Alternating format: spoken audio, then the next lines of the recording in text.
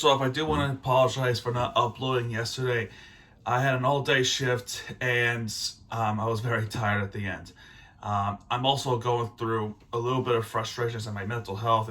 Came at the very convenient time too.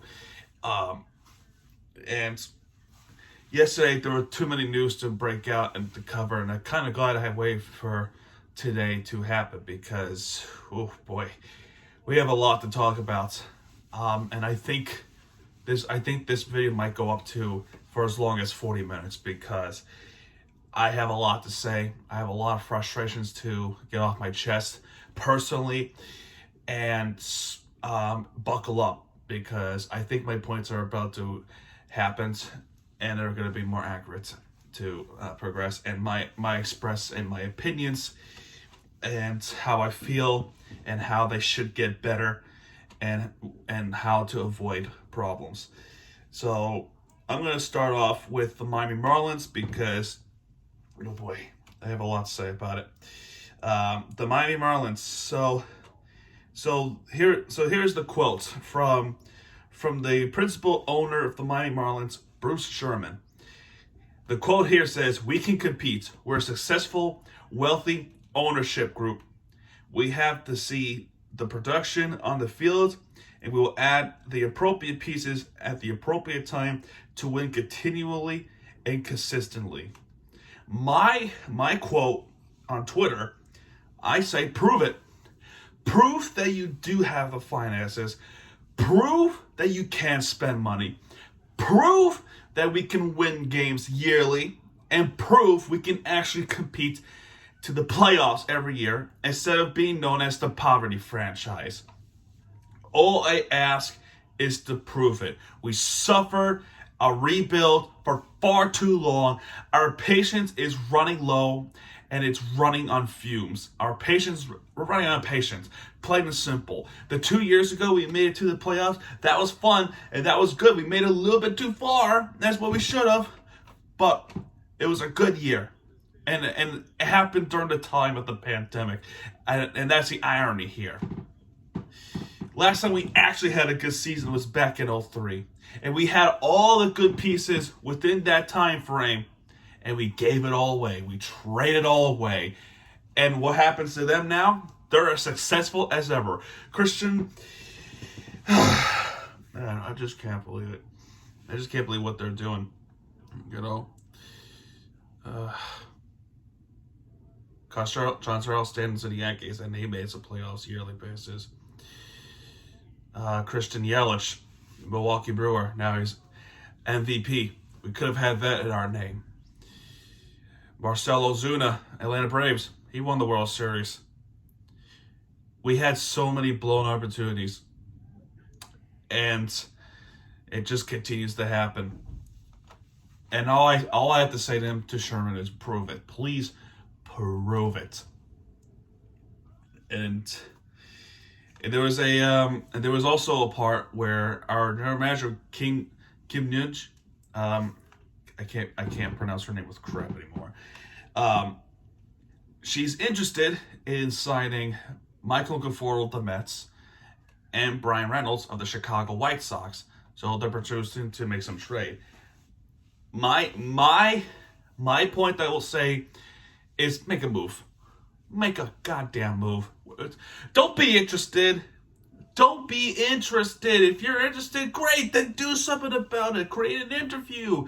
Make a deal. Don't just say, I'm interested. We're interested in this player and this player. We're going to do everything we can. Just do something. Meanwhile, the rest of the league is signing players left and right. Making trades left and right. Meanwhile, we're sitting here and doing nothing.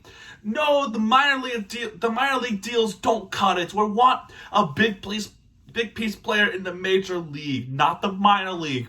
I understand we have a good farm system. I understand we're making good minor league deals. But where is the major league deals? Where's someone like Conforto? Bring them in. Stop saying things. Stop talking. Just do something, for crying out loud. And by the way, right? Outfielder Nick Castellanos confirmed he had great interest in signing with the Marlins. Now he's interested in the Marlins. But the Marlins has stopped aggressively pushing. When the time was finally right, they dropped the ball and they stopped pursuing Nick Castellanos. That's our franchise, Marlins fans. That's our Poppy franchise. They just refuse to spend money. They refuse. And that's BS. I'll always love this team.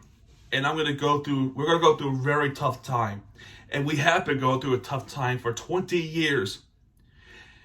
All I'm going to tell you is this. We deserve better. We deserve better than what we're getting right now. We deserve better. We deserve better. It's time. It's time to be a competitive team that we were. Miami is not a tanking city. It's a competitive city. Miami Heat is proving it, and now the Florida Panthers is proving it right now. Dolphins are making moves. The Marlins are making shit. You dropped the ball, and now I'm pissed about it. I don't get pissed off easily with free agency, but this, you dropped the ball. Oh, man, he's expensive. He's expensive to get paid. Then you know what? Sell someone who you can make some salary cap, and then you get him. You know? It's ridiculous, man. It's ridiculous what the Marlins are even doing. What are they doing? You know? I think our last real good season was back in 2003 when we did make the World Series. There were mediocre seasons from there and there, and I think the last mediocre season was 2017. Giancarlo Stanton hit 59 home runs. 59, almost 60. If my facts was correct, it is 59 because he did hit 50. He did hit 50. Same year Aaron Judge hit 50 home runs, and he was only a rookie. And then they traded him away when Cheater came in to the Yankees. You know what could have been?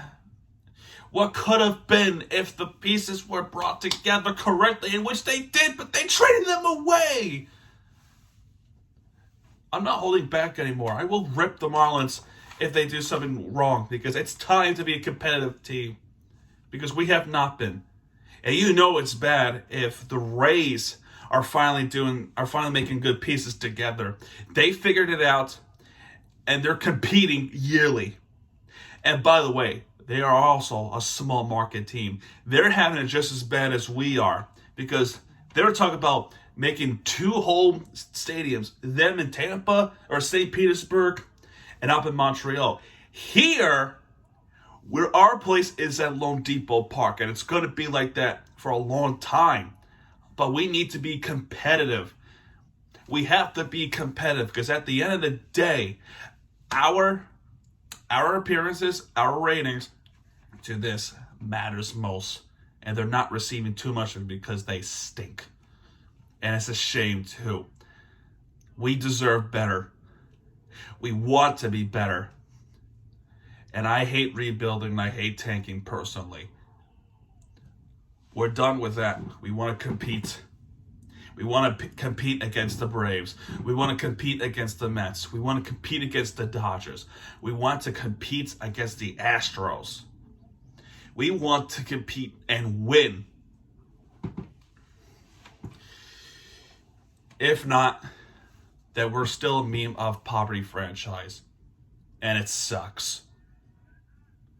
Because they dropped the ball. I've said what I need to say about the Miami Marlins. It's time to move on. Because I'm still not happy. Next, we talk about Inter Miami. Okay, let me explain to Inter Miami. This situation right here is mind-boggling because of what happens. So, this game against LAFC, first it's on Twitter. Everyone knows how I feel about Twitter, and everyone knows how they feel about Twitter. They're terrible. I think they're a disgrace to the commentary. They're so biased. And their problem is they can't even concentrate on the game itself. So it's bad enough that we're on Twitter. And now the bigger issue is we're getting shut out at home. So, for the most part, it's been a very boring game. Until the 45th minute, Gladwell, Apalku for the LAFC to make score, 1-0.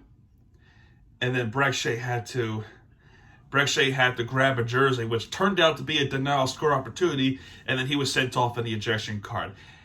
How many times is this going to happen? How many times is this going to happen? We're getting the red cards, a denial score opportunity. And by the way, when there's a denial score opportunity, some teams get away with it. Not us. Some teams like ourselves, don't get away with it. And when they make a good call, it's against us. When they make a bad call, it benefits bigger market teams. That is a harsh reality of a Miami life. We're done getting treated like shit. We're done. Bottom line, call the game right.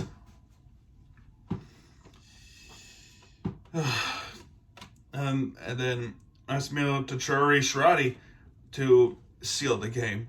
And there was a weather forecast that came in and kind of disrupted the game a little bit, but it didn't impact the game too much.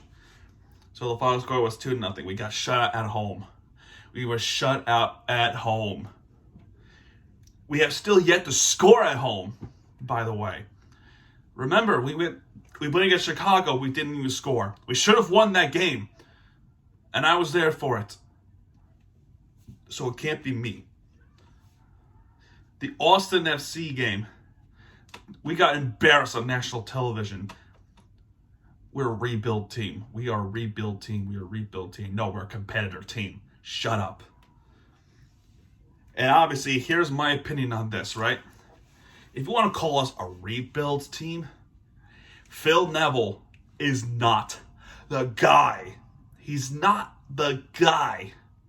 And I'm telling you this with a straight face. He's not a guy that's going to get us into that competitor level. He's not. He won't. He's not. He's trying, but he won't. And the reason why he's going to stay is because he has that relation with David Beckham.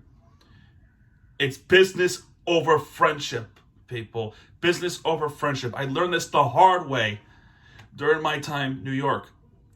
I learned it the hard way. You got to do something about it. We're getting destroyed. We got destroyed on the road. We got destroyed numerous occasions last season. We had a good roster that did not have a good structure and a bad leadership. And we're still trying to pick up what we had destroyed in the first season with the tampering. And again, a lot of tamperings happen with other teams too, but we get the punishment. It's unfair.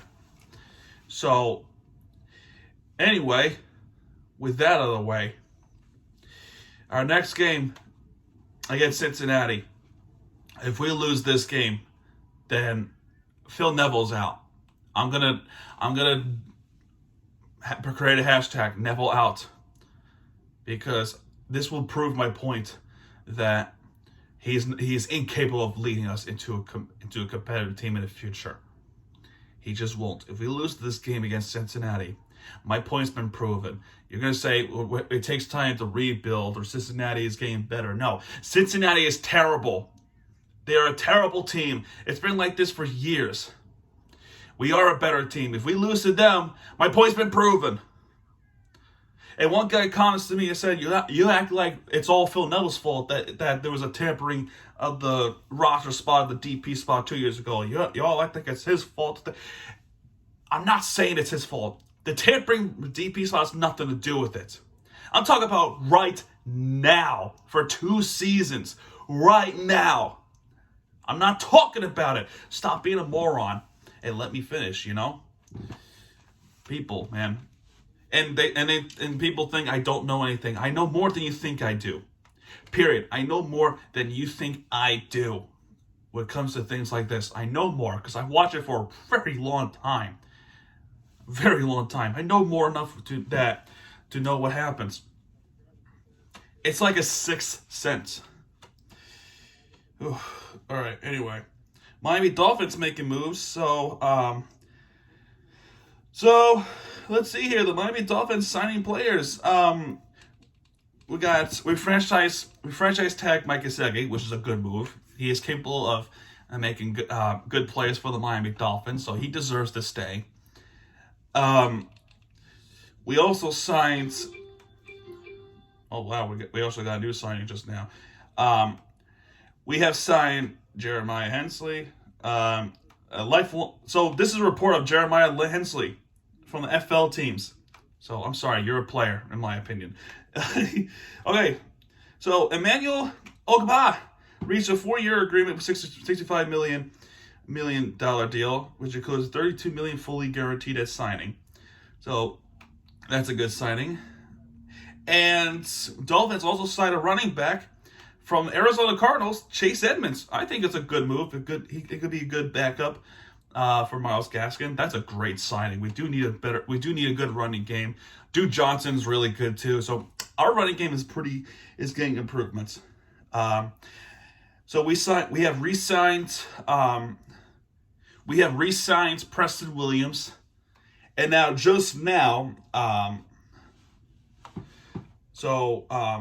let's see. Yeah, we just breaking news in the time of recording. Breaking news: Dolphins are signing O-line Connor Williams with a 2 years, $14 million deal, and Connor Williams is from I think Jacksonville. Let me see. I think so. Yeah, I think it's from Jacksonville. I could be wrong.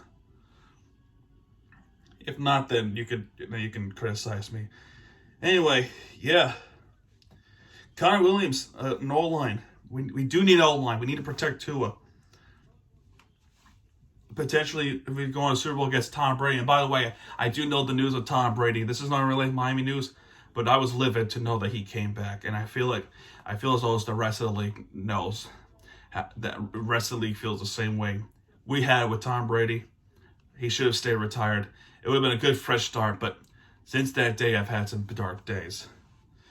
Okay. Thank you, Jeremiah Hensley, for reporting this on FLTeams.com. All right, next is the Hurricanes, the men's Hurricanes team. So I'm proud of the Hurricanes. We didn't make it all the way to the finals in the ACC tournament, but I was very happy of how the season went. And they made really good games too. I was so proud. And there's one reason I was pretty happy. I was very happy to call them loyalty and home. We played against Boston College, and this was in New York City, Brooklyn to be exact. So the final score of this game, Boston College Eagles versus Miami Hurricanes in the Barclays Center, 69-71 in overtime. Talk about a great game here. Box score for this game: Wardenberg 9 points, Isaiah 14 points, Miller with 13 points, Moore with 15 points, and McGusty with 16 points. Whoa. There were so many tough chances with this game, and it had to go down to the wire, down the stretch. When we got the rebounds against the Boston College Eagles, I was really calling for them to call a timeout, but there was an open fast break transition, and the guy who scored, none other than Jordan Miller, who breaks the game over, and we won the game in the quarterfinals to move on to the semifinals. So Jordan Miller, thank you for this opportunity. It has been a great game, and for you to become in clutch with us, it is amazing for what you've done with us. Then we had a good opportunity against Duke. We had beaten Duke a couple months ago. Tonight we have fell short, and we kind of blew it too. It was a great game down the wire, and we just couldn't provide much shots at the three-point line until it was too late.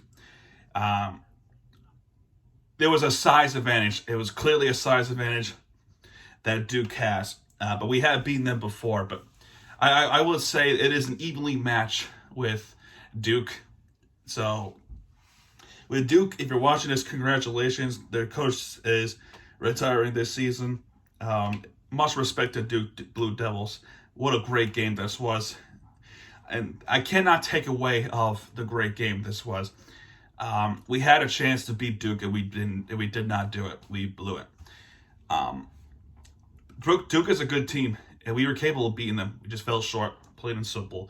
Wardenberg, 8 points. Isaiah 7 points. Miller with 17 points. Moore with 15 points. And McGusty with 24 points.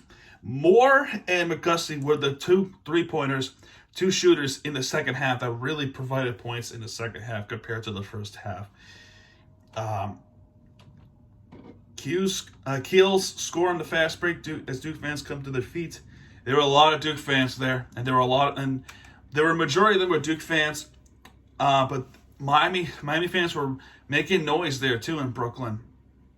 So they know this is their big moment. It was a great season, very good season. And on Sunday, we had a breaking news with this team. We did make it to the bracket.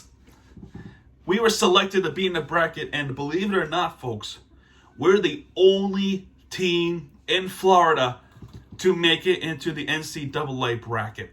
Florida Gators didn't make it, unfortunately. Florida State didn't make it, unfortunately. UCF, I don't think they made it. Miami Hurricanes are the only teams in Florida that actually made this bracket. And we played against USC, which is a Los Angeles-based college. Oh boy, we had a good history of Los Angeles, do we? The game will be on True TV, which is a channel for impractical jokers. But our game will be on that television channel, True TV, on Friday the 18th at 3:10 p.m. So, men's basketball game championship, Midwest region. We're in the Midwest region. So, yeah. As for the women's, they also made the bracket, which is fantastic because they deserved it after they pulled some incredible upsets. And their game is also on Friday, but it's at 11:30 a.m. The other game for the men's is on True TV, and that's at 3 o'clock. This game is 11:30, and it's on ESPN2. They're playing against South Florida, USF, the Bulls. So we're in Greensboro at that time. So yeah, so we have a pretty good advantage over South Florida. But then again, South Florida has a better record, and they have a better players. So who knows? But it is a battle of Florida. If there's any city in Florida that is a rivalry is getting built up already, it's Tampa, Florida. There's no other way of putting it. You know, the Rowdies, Tampa Bay Rowdies is a really good team, like the Miami FC, are also getting into that point that we are being a good team that we once were before, and we were a good team, and we're coming back. Take some notes, Marlins, because we need this. If you want to be the best sports city in the country, you got to take some notes. Plain and simple. And speaking of Miami FC, that is who we talk about next. If I can actually get to the freaking... come on. Apologies. We played against a New York Red Bulls 2, which, by the way, I did go see the game. But not in this particular game, of course. But I did go and I did go at Groundhog there last year. Oh my God, I'm so off today. And we beat the New York Red Bulls 2-0 at home at Ricardo Silva Stadium, which is an FIU university. This game is the same result, 2-0. We ended the year last year with 2-0 victory over the New York Red Bulls 2. Saturday night, we started this season 2-0 over the New York Red Bulls 2. That's pretty coincidental. Joshua Perez with a good goal in the 11th minute, and Mark Segbres with the 73rd minute to steal the game. So, good game for the Miami FC. Their next game is on Saturday, and they are taking on Louisville. And I believe Louisville, if I remember correctly, they were the ones that knocked us out of the playoffs last season. So there's some revenge. So we're looking forward for some revenge. So pretty much the revenge we're looking for in the USL Championship. And for starters, Louisville will be the one. So Miami has a good history in Louisville right now, with the upset win a few weeks ago with the women's basketball. And we're looking forward to some revenge in this soccer team alone. Now, we're already at 26 minutes into this video. And we did talk about the Marlins quite frequently. And we were talking much more about the Hurricanes over the Inter Miami and Miami FC thing. The Marlins thing just pissed me off so much that it had to be said. And I don't regret a thing about what I said earlier. More to talk about with this week is the Miami Heat. So we're almost done. We're only 2 teams left. Miami Heat. So Monday, March 7th is a big day because it is a returning Victor Oladipo, who, by the way, in that game against the Houston Rockets, he scored 11 points back. 11 points up over behind Tyler Hero off the bench, which is 31 points. Peter Tucker with 11 points. Jimmy Butler with 21 points. Bam Adebayo with 18 points. Kyle Lowry with nothing. And Duncan Robinson with 13 points. So this game with the very frustrating first half in some way, but yeah, Houston Rockets had a majority of the lead for the most part of the first half, but thanks to Tyler Hero making the buzz beater at the half, we had a breakout second half, and we did it in a way that it was vicious and amazing. Victor Oladipo causing charges, Tyler Hero with a score breakout, Bam Adebayo with clutch dunks, and it is all to play for. And we finally earned the respect that we were finally put in national television against the Phoenix Suns, only to get blown away. We got blown 21 points at home against a short-staffed Phoenix Suns, and to be fair, it is fair game. Crowder was there.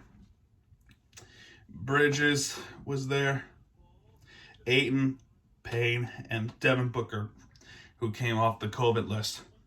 But no Chris Paul and no Cam Williams. And yet we had nothing. PJ Tucker with 9 points, Bam Adebayo with 17 points, Kyle Lowry with 5 points, Gabe Vincent with 5 points, and Duncan Robinson with 22 points.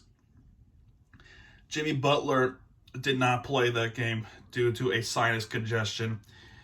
And if you don't know what a sinus congestion is, or it's basically a pressure up your nose and up here that is blocked by, I shouldn't say it on video, but mucus in some way. It's pretty much allergies, and I know firsthand what it feels like to have a sinus congestion and a sinus infection. It is not fun. All it is just allergies. So he had to deal with that up here. It probably got to the point where he couldn't breathe. It's not a life-threatening thing. It's just like he had to take some medicine to, clear the sinus away. It sucks. Yeah, so I feel for Jimmy Butler there. It sucks. I dealt with it for pretty much since I was born. So it also doesn't help that if it was winter. If it was winter, then the sinus pressure gets worse. So hey, that's one reason why moving to Florida is important. That's just my opinion. So yeah, thank goodness Jimmy Butler is okay now. But regardless, we did not get the job done in Miami against the Suns. We just couldn't. We just had nothing. Now, to be fair, Phoenix Suns are a good team. They're a very good team. But again, we had to be better, and we were better against the Cleveland Cavaliers, 105-117 at home. So, yes, Alex, I know Teddy Bridgewater signed with Miami. That was actually a while ago. Yes, Teddy Bridgewater. I forgot to say he's now a backup quarterback for Tua. He's a good mentor. Anyway, PJ Tucker with 2 points. Jimmy Butler with his returning 24 points. Bam Adebayo with 30 points. Kyle Lowry with 3 points, and Duncan Robinson with 9 points. Tyler Hero with 22 points, as well as Max Strus with 17 points. So this is a bounce back game. This was the game during the Miami Hurricanes semifinal against Duke. So to be fair with you, I didn't pay much attention to this game, as well as I was really paying attention to the Duke game. So I didn't get much analysis and much of detail as I could have in the first half. But the second half, Bam Adebayo really, oh God, he made a highlight of the month. He has a 2-hand slam over Mobley on an alley-oop. Alley-oop slam, Bam Adebayo over Mobley in Miami. It is such a wow moment for Bam. A wow moment that I can remember forever. It's also the same weekend that Greg Popovich made history. So congratulations to big Greg Popovich. So, well, we're happy with the Cleveland game. I cannot say the same with the Minnesota game. What the hell? What happened to this game? We had a 16-point lead and we blew it over Minnesota? Apparently, Minnesota's our kryptonite. We suck against them. How is that possible? They're a much lower team than we are, and yet we couldn't beat them? We blew it in the second half? Oh my goodness. McDaniels, 14 points. Edwards, 15 points. Towns, 15. Russell, 14. And Beasley, 12. Notice this. None of them scored over 20. None of them. There was clearly trust in that team. There were clearly trust. Meanwhile, PJ Tuck with 6 points. Bam Adebayo with 19 points. Kyle Lowry with 14 points. Gabe Vincent with 2 points. Duncan Robinson with 3 points. Caleb Martin didn't play. Jimmy Butler didn't play because of his toe. That made a very clear impact on the game, and it make no excuse. It just makes no excuse of what happened. You didn't hold on to the lead, and you're gonna blame it that Jimmy Butler is not in the game. Keep in mind, we were short-staffed for all season long. We were short-staffed all season. We didn't have Jimmy Butler for a lot of times. Bam Adebayo was not playing for a couple months because of a broken finger, and he had to get surgery of it. Kyle Lowry, with personal reasons, didn't play too much. Who else could I say? Duncan Robinson with COVID. Marcus Morris with the cheap shot hit from Nikola Jokic was out for a long time. Who else was gone for a while? That's pretty much it. That's pretty much it. We were short-staffed for a long time, and we had a lot of 10-day contracts to be signed. You don't think we were capable without Butler? Keep in mind, we have the best coach in the league, Eric Spoelstra. He would know what to do. Problem is, this team blew it. They blew it against Minnesota. Miami Heat's fans, this is the problem this season. We had the good lead and we won almost, or we did blew it when we had a good lead. We almost blew against the Lakers. Remember that game? We blew games like this one out of all teams. Unacceptable. Unacceptable. So, get off the behind horse, because tonight we're playing against a very winnable Detroit Pistons at home. We got some easy games, a couple of them, and we had some good breaks. So this is an opportunity to rest up and get ready for the stretch because we're going to need it against teams like Brooklyn, Philadelphia, Golden State, or San Francisco, New York, and Boston. Plain and simple. And Chicago. So we need this rest because it's going to go down the wire as we are still in first place. Over 2 points, 2 games over Milwaukee Bucks, 3 games over Philadelphia, and 4 games over Boston. Boston is cranking up. We cannot lose this. And we won't lose this. But we cannot lose like this. Unacceptable. Hurricanes football is cranking up right now. Baseball games we're winning. So we're getting some good games there. And finally, winner of the week, in my opinion, is the none other than Florida Panthers, of course. We started the week on the road against the Buffalo Sabres. We won the game 6-1 in Buffalo, New York. Spencer Knight on the net. Brandon Montour making 1-0. Will Akari with his first goal of the year scores 2-0. Anthony Duclair to make a power play. Carver Hagee with 4 points. Patrick Horkus to make it 5-0. And then on the power play, Alexander Barkov to make it 6-0. So now the pressure is on the goalie because we want to have the shutouts. And unfortunately, John Hayden broke the score for Buffalo to make it 6-1 Florida. So very good effort for Spencer Knight. What a great game he had. I feel bad for Spencer Knight. He keeps getting loaned back and forth with AHL Charlotte and back and forth Florida. A little bit much for him, but we needed him. It was a back-to-back nights for the Florida Panthers as not only they took on Buffalo Sabres, they also had to take on the Pittsburgh Penguins. For this game, Sam Reinhart to make it 1-0, Aaron Ekblad to make it 2-0 in the first period. So this is looking very good for us against a very formidable opponent in the Pittsburgh Penguins. So we're getting some scare. Brian Rust to make it 2-1, and Jake Gonzel to make it 2-2. So I'm freaking out right because we're blowing this game. We are blowing this game, and I was getting scared because this is a big game. We lost the game in Pittsburgh over a shootout. So if there's any game that's really important, it's this one. So,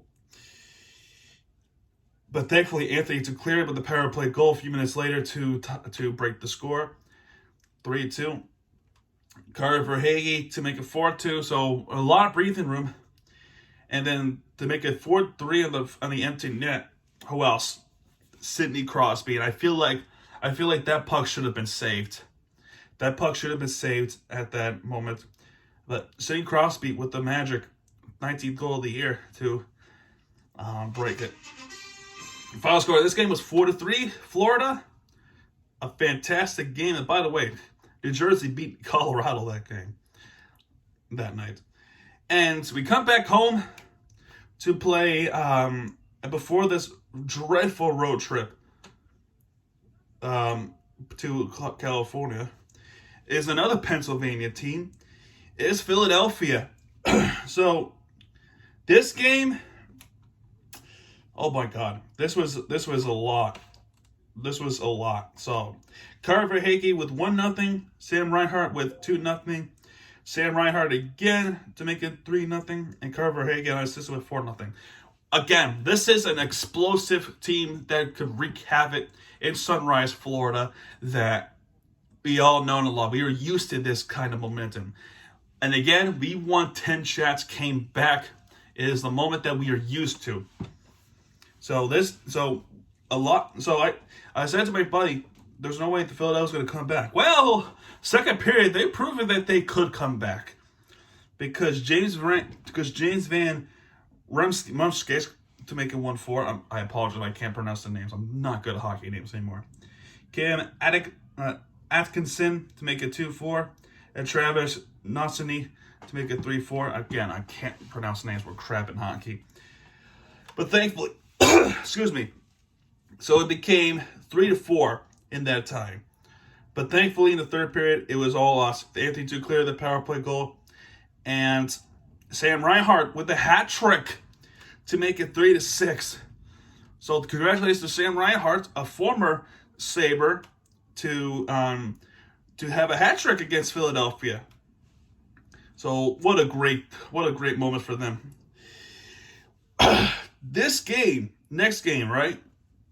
This takes place in Los Angeles. This starts a very dreadful road trip in California, go to Nevada, and then back to California, then fly out to the east coast of Canada to play teams like Montreal, Ottawa, and Toronto, and then back home. But we start off with this game. Florida lost the game in the shootouts in the Los Angeles Kings, 3-2. This game we should have won, plain and simple. And I'm not going to make excuses as to why, but my gripe here is, do you remember when the Miami Heat were getting the terrible treatment of the refs and the media? This game proved that Miami is against the world and against Los Angeles. And this is why I said, we have a good history with the Los Angeles team when I point out the USC with the Miami Hurricanes.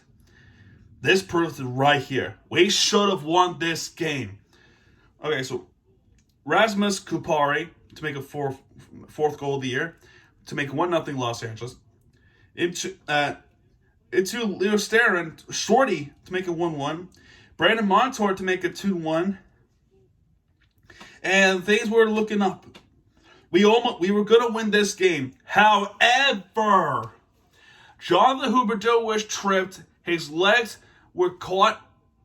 They didn't get caught, but it was gunning forward to that wall, and it could have gone hurt, and he was tripped.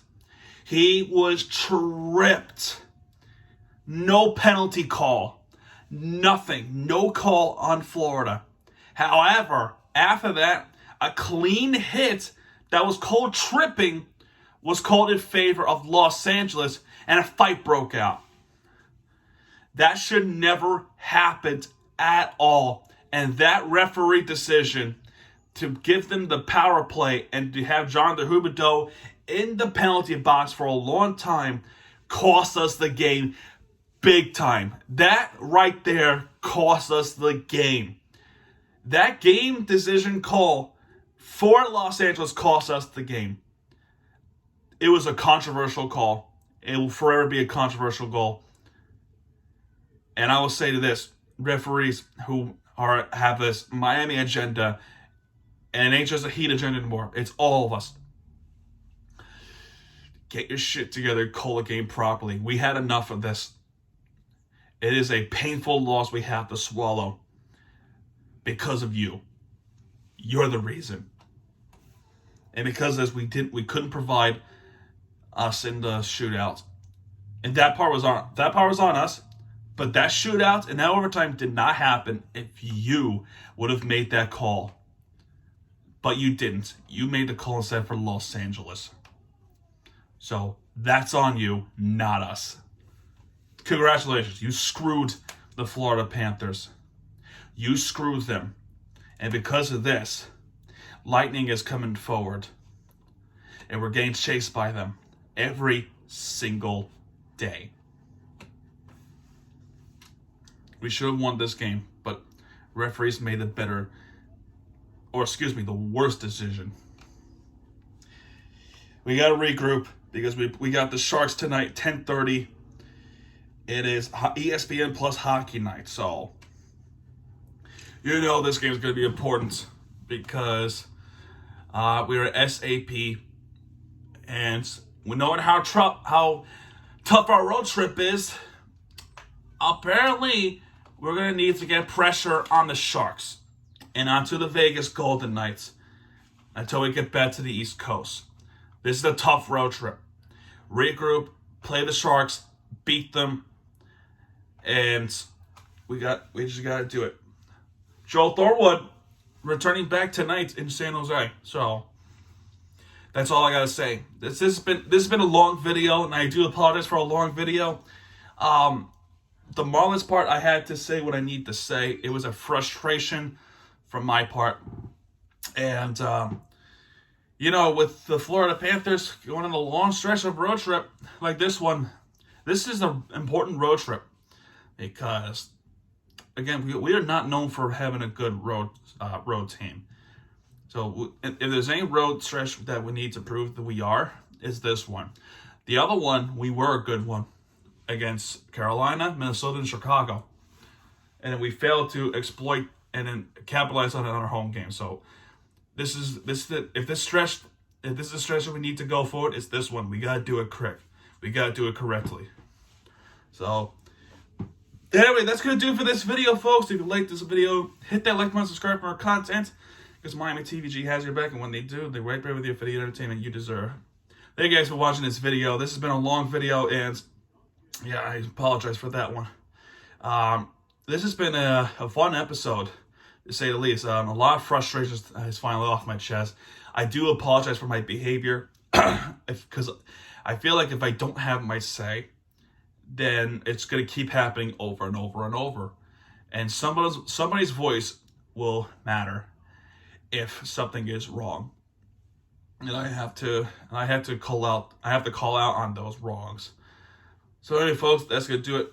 Again, tonight Sharks and tonight Heat. And I'll see you guys next week. Miami TVG signing out, folks. Good night, everybody.